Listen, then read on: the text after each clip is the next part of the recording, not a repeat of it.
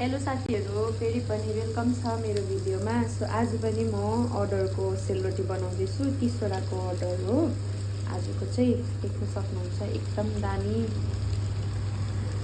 नरम नरम। अन्त यो बिरबिर मलाई चाहिँ यस्तो बिरबिर भएको पुरा बेसी मनपर्छ हो। बिरबिर भइरहेको छ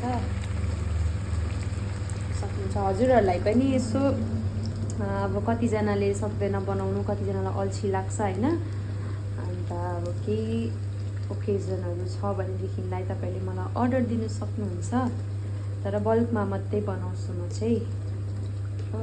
सो अर्डर नआऊ भनेर किनेर चाहिँ लागिरहेको छ, बनाएर मात्रै सुत्नुपर्छ। हातले चाहिँ पुरा बेसी पोल्यो कि मेरो हातहरू यहाँ यी, अन्त चाहिँ यसले गरेको नि यसले सजिलो हुन्छ हो।